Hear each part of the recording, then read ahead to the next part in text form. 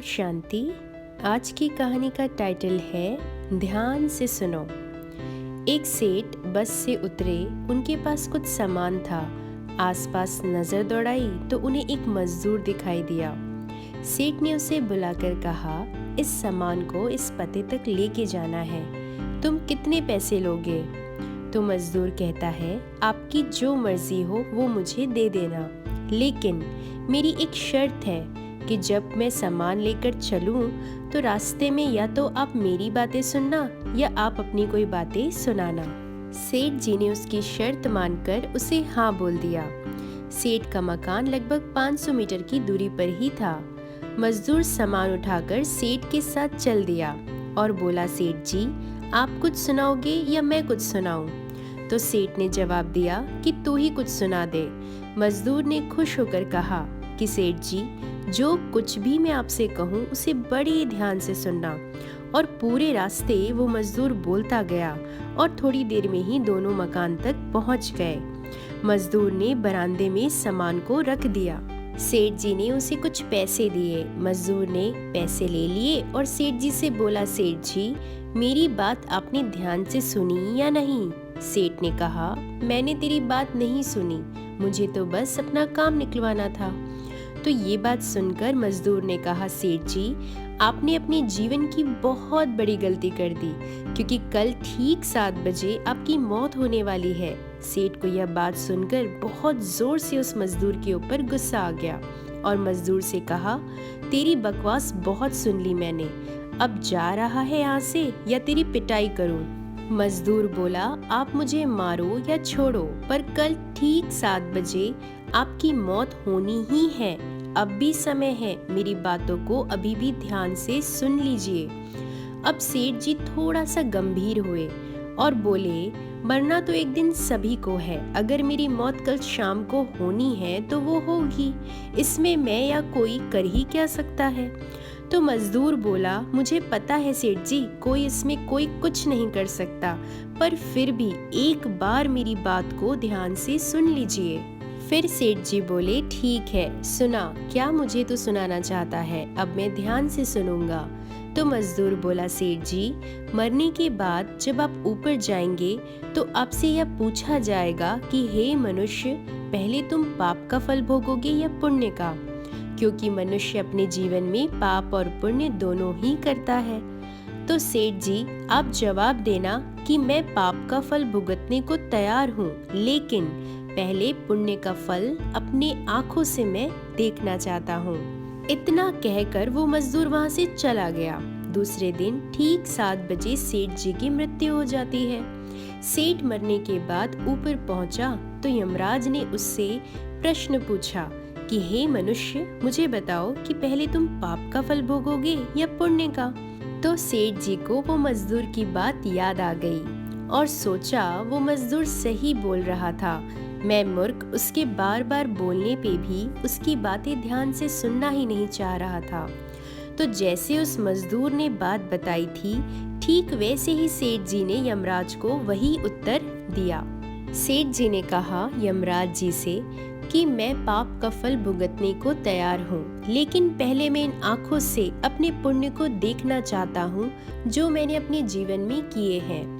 यमराज जी बोले, लेकिन हमारे यहाँ ऐसी कोई व्यवस्था नहीं है, यहाँ तो केवल पाप पुण्य के फल भुगतवाए जाते हैं। सेठ जी ने कहा, अगर कोई ऐसी व्यवस्था यहाँ है ही नहीं तो आपने मुझसे फिर प्रश्न ही क्यों पूछा? और अब पूछ ही लिया है मुझे तो उसे पूरा करो। धरती पर तो अन्याय होते देखा है मैंने, पर यहाँ पर भी अन्याय होते हैं। यमराज ने सोचा कि बात तो ये बिल्कुल सही कह रहा है, इससे पूछकर तो बड़े बुरे फंसा। तो फिर यमराज ने उससे कहा कि मेरे पास तो कोई ऐसी व्यवस्था ही नहीं है जिससे तुम्हारी ये इच्छा पूरी की जाए। तो यमराज जी विवश होकर उस सेठ को ब्रह्मा जी के पास ले गए और ब्रह्मा जी को पूरी बात बताई। फिर ब्रह्मा जी को भी सेठ की इच्छा पूरी करने का कोई उपाय नहीं सूझा। फिर ब्रह्मा जी भी विवश होकर यमराज और सेठ को अपने साथ लेकर भगवान के पास पहुँचे और भगवान जी को सारी समस्या बताई। भगवान ने यमराज जी और ब्रह्मा जी से कहा कि आप दोनों लोग यहाँ से जाइए, अपना अपना काम देखिए। दोनों आज्ञा लेके वहाँ से चले जाते हैं।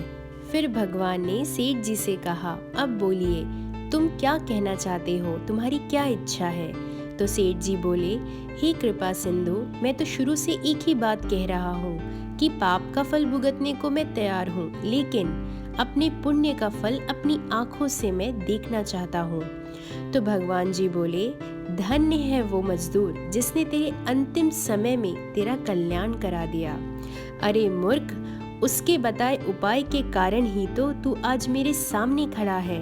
अपनी आंखों से इससे और बड़ा तुझे पुण्य का फल क्या मिलेगा? मेरे केवल दर्शन मात्र से ही तेरे सभी पाप भस्म हो गए हैं।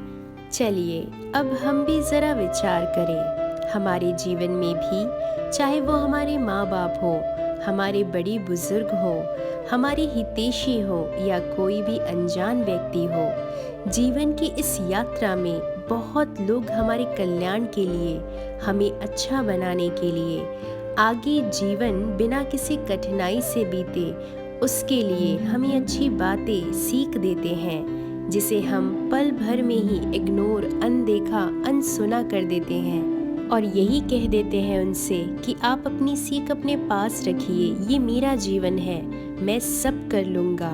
कहीं ना कहीं हम उन लोगों का अपमान कर देते हैं। अगर किसी इंसान के पास ऐसे माँ बाप, बुजुर्ग या फिर कोई हितैषी हो तो उनकी बातें आप ज़रूर ध्यान से सुने। भले आप अपने तरीके से अपना जीवन जिए, बड़ों की सीख बताई बातें जीवन में हमेशा काम आती है। फिर हम सोचते हैं बाद में, उस वक्त में, कि उन्होंने बिल्कुल ठीक ही कहा था, कारण उन लोगों को जीवन का अनुभव है और हमारे पास आज ये अनुभव ही नहीं है। इसलिए बड़े हो या कोई भी व्यक्ति हो, एक बार जो वो बोलते हैं उन्हें हमें ज़रूर ध्यान से सुनना चाहिए। उनकी बातें एक ना एक दिन ज़रूर हमारे काम ही आएगी। और एक बात हमें और विचार करनी है कि जब किसी इंसान की बातों से, उनकी बताई सीखों से, अनुभवों से हमारा पूरा जीवन संवर जाता है, हम अच्छे बन जाते हैं, तो सोचिए, अगर हम उस परमपिता परमात्मा की बताई बातों को अपने जीवन में लाएंगे तो हमारा जीवन कैसा होगा? वो पाप कटेश्वर है, वो सद्गति दाता है, वो दुख हरता सुख करता है, वो बिगड़ी को बनाने वाला है। जब उनके महावाक्यों को केवल ध्यान से सुनने मात्र से ही हमारे मन की सारी बुराइयां समाप्त हो जाती है, तो ज़रा सोचे, अगर हम हर रोज़, हर क्षण, हर पल उनके महावाक्यों का मनन करेंगे, निरंतर उनके महावाक्यों का बुद्धि में स्मरण करते रहेंगे, उनके महावाक्यों का इम्प्लीमेंटेशन अपने जीवन में उन्हें धारण करेंगे, तो उस सेठ के जैसे हमारे भी जन्म जन्मांतर के सारे पाप भस्म हो जाएंगे। हम पुण्य आत्मा बन जाएंगे। हमारा घर, हमारे संबंध, हमारा पूरा जीवन जीते जी इस कलयुगी धरा पर स्वर्ग बन जाएगा और मृत्यु के बाद भी हम स्वर्ग में ही जाएंगे। तो चलिए आज से इस क्षण ही मन में संकल्प करें, परमात्मा की बातों को सिर्फ सुनेंगे ही नहीं, बल्कि उन बातों का, उन महावाक्यों का मनन भी करेंगे, चिंतन भी करेंगे और अपने आचरण में लाएंगे, जीवन में उसे धारण करेंगे। नर से नारायण और नारी से श्री लक्ष्मी के जैसा बनेंगे और इस धरा को पुनः कलयुग से सतयुग बनाएंगे। ओम शांति।